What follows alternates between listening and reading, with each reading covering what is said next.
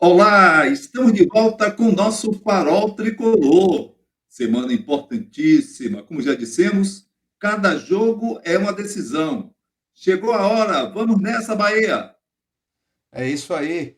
Mais um programa do Farol Tricolor, pré-jogo desse Bahia Inter tão aguardado e um jogo tão importante para o nosso tricolor para ver se a gente se afasta desse incômodo Z4 que ainda está ali no cangote. Mas vamos tocar nossa vinheta para iniciar os trabalhos. Vamos nessa.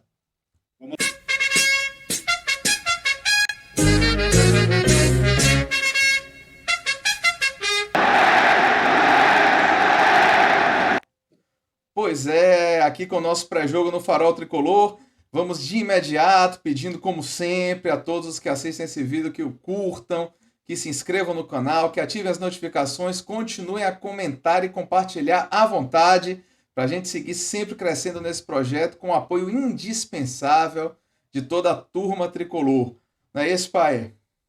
Verdade, agradecendo a cada instante aqueles novos inscritos. São muitos os inscritos. Estamos numa fase de mutirão para chegar ao primeiro milhar. Vamos chegando por lá. Exatamente, já passamos os 900 inscritos e estamos no caminho dos 1.000 que serão, com fé em Deus, o primeiro de muitos e muitos milhares de Com amigos que certeza. nos acompanham por aqui.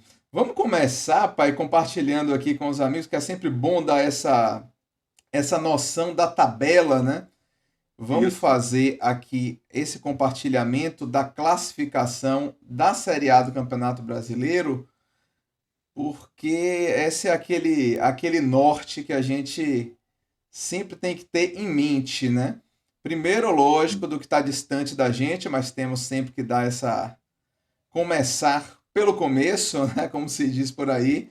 Então, Perfeito, está aí a verdade. tabela, a parte de cima, o Botafogo ali, que deu mais uma respirada, né? Com os tropeços de concorrentes diretos e com o triunfo sobre o Fluminense no Clássico. Está ali com 9 pontos de vantagem, né? Tá Cinco bem. triunfos a mais que o Red Bull Bragantino, 4 triunfos a mais que o Grêmio, 5 triunfos a mais do que o Palmeiras. É uma situação, sem dúvidas, ainda muito confortável, apesar do Botafogo ter queimado bastante essa gordurinha. A gente pode olhar ali, chegou a ter 3 derrotas consecutivas, mas venceu e vamos ver como é que eles se comportam. Essa fase aí realmente é uma fase ainda longe da nossa realidade na tabela, mas quando a gente passa a tela, a gente já vê que é o pessoal que não está ali inacessível ao Bahia. A gente aí na segunda metade da tabela já vê ali destacado o Cuiabá, que empatou com o Cruzeiro em casa por 0-0. Poderia ter dado aquela folga que deixaria o Cuiabá muito mais confortável, mas não aconteceu. O Cuiabá empatou com o Cruzeiro. E eu considero que o Cuiabá ainda está ali no bolo. O Inter nem se fala, né? O Inter está com 32 pontos. Se o Bahia conseguir vencer esse jogo, vai ficar 1 ponto do Internacional. A depender do resultado do Cuiabá, a 2 pontos do Cuiabá. Então o Bahia ali em 16º com 28 pontos em 26 partidas, 7 triunfos, 7 empates, 12 derrotas, saldo de -4 com 34 gols marcados e 38 sofridos, seguido ali pelo Vasco da Gama, primeiro time no Z4. O Vasco tem 1 pontinho a menos que o Bahia, mas o saldo, isso é sempre bom destacar, o saldo de -11, um saldo bem inferior ao do Esquadrão. Abaixo deles, temos Goiás, Curitiba e América Mineiro na lanterninha. O Curitiba dando uma reagida. 2 triunfos consecutivos e já não parece tão rebaixado como parecia 2 rodadas atrás, não é isso, pai? Mas vamos deixar o Curitiba lá longe, tomara que fique por ali, não passe disso. Gostamos muito do Paraná, mas que fique por aí, ele, o América de Minas. O detalhe que vejo é que nessa corrida que você chama muito bem, de Cuiabá, Internacional, Cruzeiro, Corinthians, Santos e Bahia, o tricolor tem que fazer a parte dele. Eu reforço a minha ideia, eu reforço a minha hipótese, o meu fundamento, que não, na situação do Bahia, não basta ganhar uma e ficar 3 rodadas sem vencer. Agora é a hora. A arrancada tem que ser essa nesse instante. Essa coisa de que o Inter vem desfalcado vem mesmo, mas é um time perigoso. Olha o que eu estou dizendo nesse programa de hoje. Já falei antes de hoje, aqui no nosso Farol Tricolor. Esse Inter que vem aqui é um Inter briguento, briguento de futebol. É um Inter que não vem dar moleza ao Bahia. É do estilo do Cudê, o treinador do Inter, que já treinou o meu querido Celta de Vigo. Então, ninguém se engane. Até porque, por conta desses desfalques, o Inter vem mais seguro, vem mais fechado, saindo na boa. E a gente sabe que essa defesa do Bahia nem sempre está na boa. Esse é o grande perigo. Agora, você trouxe bem a diferença do Bahia. Com 28, para o Santos é de 2 pontos. Para o Corinthians, 3 pontos. Para o Cruzeiro, 3 pontos. Para o Inter, 4 pontos. E aí você vai vendo, para o Cuiabá, 5 pontos. Aí você vê que essa concorrência que está acima não está disparada, não está distante, não está com folga em relação à posição do tricolor. Agora, o Bahia tem que fazer a parte dele, e a parte dele passa necessariamente por um triunfo em cima do Inter. É pedir demais? Acho que não, né, Diego? Não é pedir demais. E um destaque importante aí, os amigos que estão vendo a tabela também do Campeonato Brasileiro, é que o número de triunfos do Bahia é 7 e o número de triunfos de Cruzeiro e Corinthians, que tem 3 pontos a mais que o Bahia, também é 7. Ou seja, se o Bahia Isso. vencer e eles perderem na rodada, o Bahia ultrapassa tanto o Cruzeiro como o Corinthians, como eventualmente, né, se houver duas derrotas, os dois. Nem sei quais são os jogos, a gente vai conferir também os jogos para dar uma olhada nisso.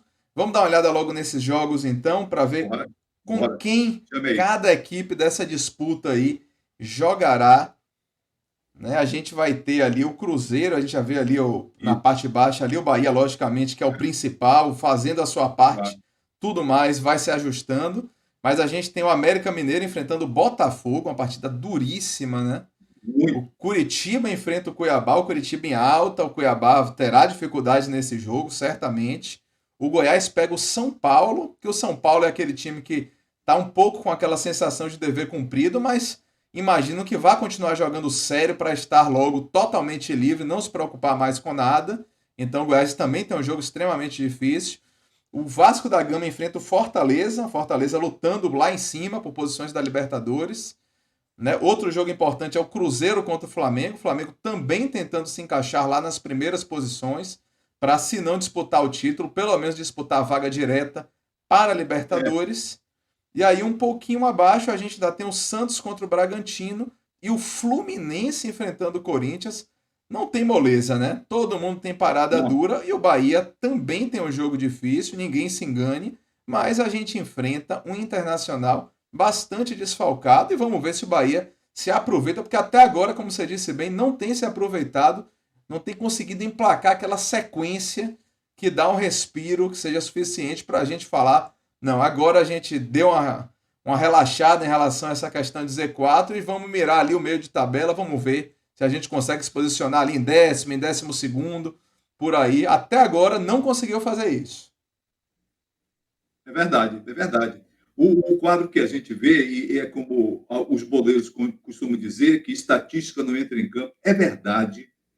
Últimos resultados não entram em campo. Agora, é preciso ver que esse entrar em campo é o Bahia correr dentro, como se diz aqui em nossa terra. Não pode o Bahia ficar esperando, vou ver o Inter, que não é o estilo do Rogério Ceni. Mas sabendo como o Inter joga, sabendo as variações de jogo e principalmente o arranque do Inter a partir do meio de campo. É um time que ultrapassa a linha divisória de jogo com muita rapidez e a gente conhece muito bem que a marcação tricolor, que vem treinando bastante isso, tem sido divulgado ao menos, essa marcação tricolor tem que ser cada vez mais aprimorada. Um jogo contra o Inter é sempre um jogo pegado, embora o Inter nos dê uma enorme recordação do Campeonato Brasileiro de 1988, quando o bicampeão do Nordeste, bicampeão brasileiro do Nordeste, conseguiu o seu segundo título lá no Beira-Rio. Esperar para ver, né, Diego? É isso aí. Lembrando que no primeiro turno também o Bahia perdeu lá no Beira-Rio, mas Foi uma partida assim que o Bahia perdeu diversas oportunidades, né? Demais, É demais. impressionante aquela partida ter terminado 2-0 para o Inter, uma coisa inacreditável mesmo, nesses vacilos da defesa e do ataque do Bahia, mas o Bahia controlou aquele jogo, espero que se controle novamente, mas que tenha outro desfecho. Eu fiz aqui, pai, aquela projeção numa mesinha tática, né? A gente Isso é faz bom. essa ideia, colocando o esquema que Rogério mais tem utilizado, que é essa espécie de 4-2-3-1, como se fala hoje, né? Que é um 4-5-1, É, mas com esse desenho com meias abertos, né? Com ponteiros e com o jogador avançado ali naquela posição que se falava anteriormente, ponta de lança, né? E eu é. fiz assim, eu coloquei várias opções, né? Nessa escalação, já que a gente não está muito certo do que é que Rogério vai fazer. Mas assim, eu destaquei algumas posições que eu acho difícil que tenha mudança. Por exemplo, o goleiro é Marcos Felipe, não tem Sem para onde dúvida. correr. Nas laterais teremos sim Gilberto e Cândido. Também acho que não tem É, para onde correr, né? eu corro para Juba na lateral esquerda, mas estranhamente no Bahia não se está tendo chance, não está se dando oportunidade ao Juba. Eu ainda arriscaria Juba de lateral esquerdo num jogo desse. Mas vamos nós. Eu, não, eu manteria Cândido também, mas principalmente eu duvido muito que Rogério vá Não mudar, vai. né? Não vai. Vá. Então a gente tem ali, na frente de zaga, a gente tem Rezende, que para mim, apesar da bobagem que fez daquele pênalti infantil e tudo, eu acho que ele ainda tem essa cadeira cativa ali na frente de zaga. Acho que ninguém vai mexer na posição de Rezende especialmente. E aí, Por no enquanto, sim. ataque, mais à frente, a gente tem Cauli, nessa posição de meio atacante, de ponta de lança, Sim. e Everaldo, que inevitavelmente, depois de ter feito 3 gols, a tendência, a obviedade, assim, a lógica indica que ele será mantido por Rogério, não é isso, pai? Você concorda com essas posições aí? Eu não tenho dúvida, a não ser coisa de última hora, coisa fora do script, mas dentro do script é isso. Agora aí vamos ver qual é a zaga que ele bota, e aí a gente vai vendo outras posições. Sobre Cauli, me permita, há uma boa referência que Cauli atravessa o seu melhor instante, melhor no futebol, melhor do que quando jogou na Bulgária, no Ludogorets. Ele, em termos de gols marcados, tem 8 e tem 7 assistências no tricolor. Sem dúvida, vivendo um momento especial, mesmo sofrendo uma contusão recente que tirou esse importante jogador de combate em jogos também muito válidos para o tricolor. Mas voltou e voltou em grande estilo, em grande momento. Inclusive, tem gente especulando que tem time aí que pode querer comprar Cauli, não tem problema. Eu acredito que não é o Bahia, o Grupo Cid vende, é só olhar o que é que tem que se pagar de multa rescisória e tchau, não tem problema não. Os caras estão aí, os árbitros estão aí para fazer negócio. É Agora é isso, mas muito essa dinheiro, não é? multa, a multa rescisória, segundo divulgado aí na imprensa de Pois Cauli, é é, totalmente inviável para clubes brasileiros. Então teria que ser um investimento assim surreal ou então a conversa que eu acho muito difícil que também haja. acho. Então essa saída de Cauli é bem improvável no momento, ao menos para times brasileiros que estão se É. arvorando aí, impressionados com a qualidade técnica do meia do Bahia. Mas tem os torcedores aí, torcedor de microfone de time de fora daqui de nossa terra, que ficam especulando, inclusive Cauli, para ser uma opção para a Arrascaeta, não tem problema, é só pagar. Ninguém está dizendo que é inegociável, é negociável por um valor expressivo. E as outras posições, Diego? Pois é, aí vamos lá. Abstraindo essas posições, o goleiro Marcos Felipe, as laterais Gilberto e Cândido, o volante Rezende, meio atacante Cauli, atacante Everaldo, centroavante Everaldo, que fez 3 gols. Para mim deveria ser tentado outra alternativa, mas agora, ainda mais depois de 3 gols, Sem é dúvida, inimaginável que ele saia. sem Mas aí dúvida. a gente já começa. Qual vai ser a zaga? A gente tem Sim. Canives, Canu de volta e tem Uhum. Gabriel Xavier. Segundo a lógica que o Rogério Ceni disse, ele prefere o zagueiro com a perna direita na direita, o É. zagueiro com a perna esquerda na esquerda. Então na direita vai ser Canu ou vai ser Gabriel? E na esquerda vai ser Vitor Hugo ou vai ser Raul Gustavo? Né? O que é que você acha, pai, dessa. Vamos falar parte por parte, né? Dessa defesa. O que é que você. Você pode falar o que é que você faria ou o que é que você acha que o Rogério vai fazer? É o que eu vou dizer. Eu faria, sem dúvida alguma, eu tentaria, até porque é uma certa temeridade, você mudar os dois. Eu ainda arriscaria Canu, Canives, ainda arriscaria dessa vez, por dizer, olha, se fizer aquelas faltas, sempre, sabe quem era acostumado a fazer umas faltas de vez em quando desse tipo? Um grande jogador que o Bahia teve, o Gregory.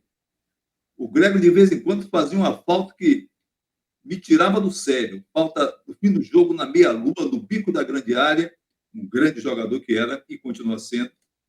Está jogando com o Messi nos Estados Unidos, Tá, sim, no Inter Miami. não é? Sem dúvida, é um jogador importante. Mas o Canu, se ele acabar com essa história de jogada desnecessária, cometendo falta, trazendo perigo para o Bahia, ele e Gabriel Xavier seria minha zaga. Ah, sim. A de Rogério Ceni, com certeza, Canives, Canu, e aqui para nós, Vitor Hugo, eu acho que é por aí mesmo. E você? Não, também acho. Também acho. Agora, eu ainda tenho um pouquinho de dúvida em relação a Gabriel. Assim, eu escalaria, eu tentaria também uma zaga com Gabriel Xavier de titular. Seja na direita ou na esquerda. Não é que ele teve uma atitude, um desempenho maravilhoso, uma atuação maravilhosa, mas é um jogador que eu gosto da atitude dele, gosto da Também, segurança que ele passa. É um jogador, também. apesar de muito novo, mais tranquilo do que Canu. Né? Eu sinto isso na É, atitude dele, na disposição dele. Não é que ele se omita do jogo, mas ele é mais tranquilo, menos afobado. isso. Né? E aí eu É, manteria ele sim. Agora, eu também acho mais provável que seja Canu e Vitor Hugo. Vitor Hugo, se ele não tirou no jogo passado, eu acredito que também não bom, tirará desse. com certeza. Né? Eu também acho que Mas nós aí a temos. gente tem essa possibilidade. Eu acho que até a direita eu tenho mais dúvida do que a esquerda. Se ele não faria Gabriel novamente. Mas eu também acho que a Não tendência fará. é Canu e Vitor Hugo. Ele é conservador, ele não fará essa opção. Ele É. não fará essa opção. Aí, ao E por lado de isso, Rezende, ali no meio de campo, eu acho ainda mais nebuloso. Ele vai manter Iago Felipe? Eu acho uma possibilidade grande, pelo estilo dele também, por esse conservadorismo que você fala muito bem.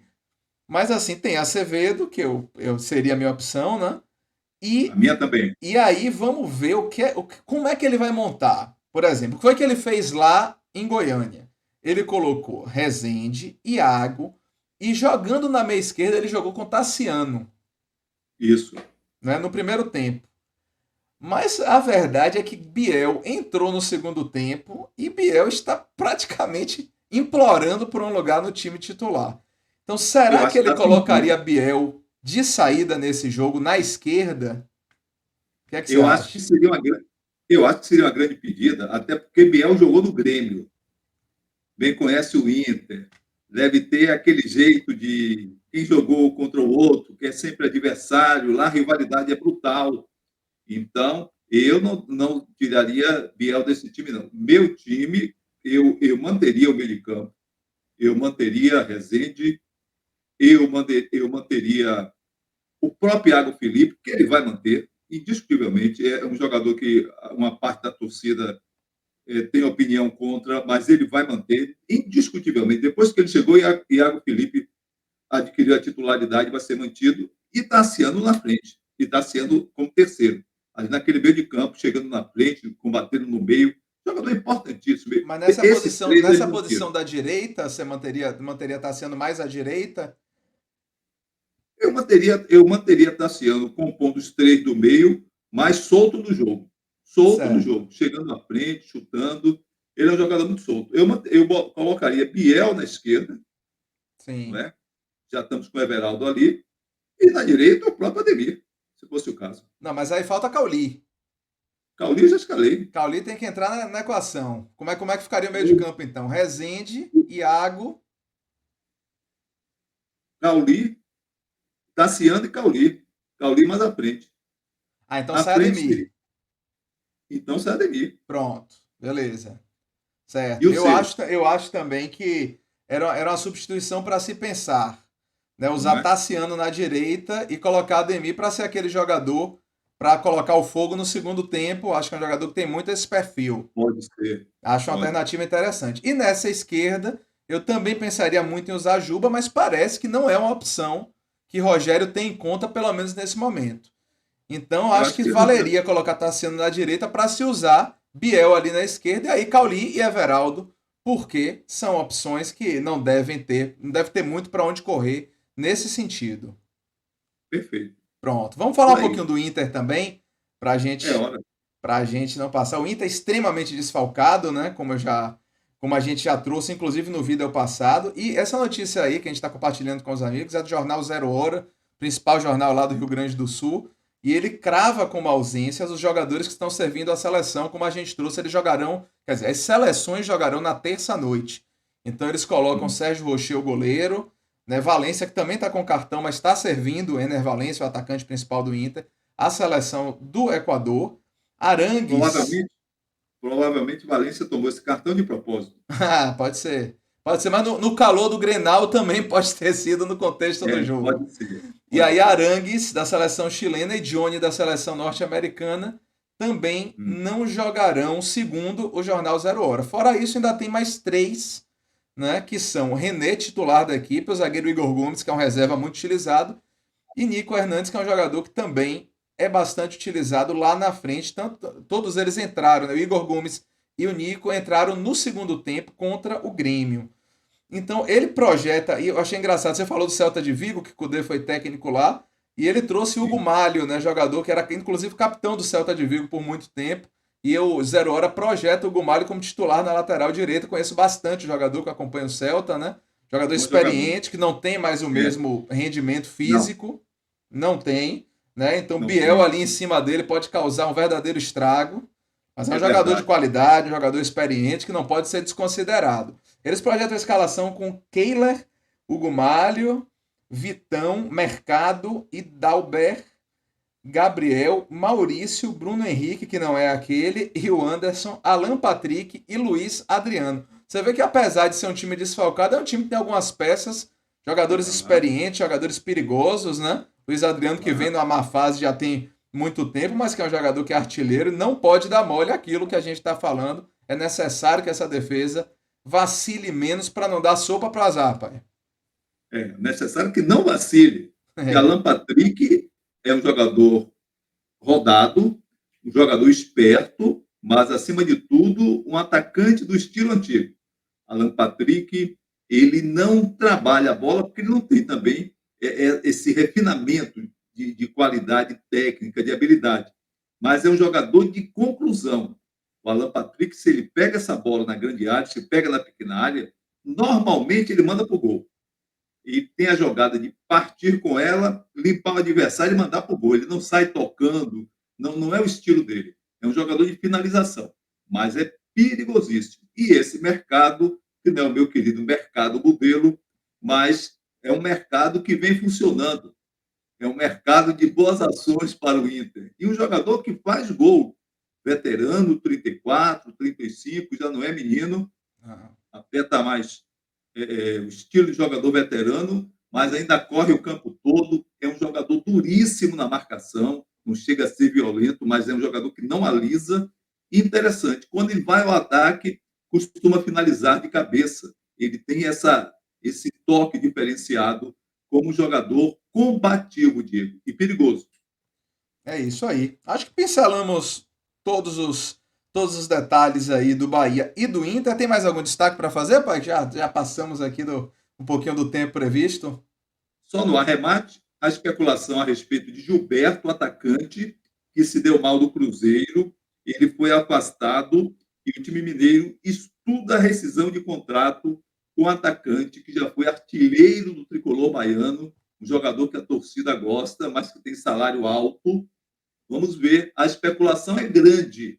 Como já especularam David, e parece que não tem nenhum fundamento, parece que não vai prosperar isso na prática. Mas o Gilberto é queridinho da torcida, é um jogador altamente identificado com o Bahia, gosta do tricolor, e aqui para nós, dos times que ele jogou no Brasil, onde ele se deu melhor, pelo menos mais recentemente, foi o Bahia. Diego. Sem sombra de dúvidas. Vamos pedir mais uma vez, só relembrando a todos que chegaram até aqui conosco, que curtam esse vídeo, se inscrevam no canal, ativem as notificações para a gente seguir firmes e fortes aqui nesse trabalho do Farol Tricolor. Então é isso aí, vamos torcer para o Bahia vencer o Sempre Inter, aproveitar essa oportunidade que se abre, inclusive com o Inter desfalcado, inclusive vindo de um resultado importante, que foi aquele jogo histórico lá em Goiânia, e vamos para cima para vencer esse jogo. Bora Bahia! Bora, Bahia!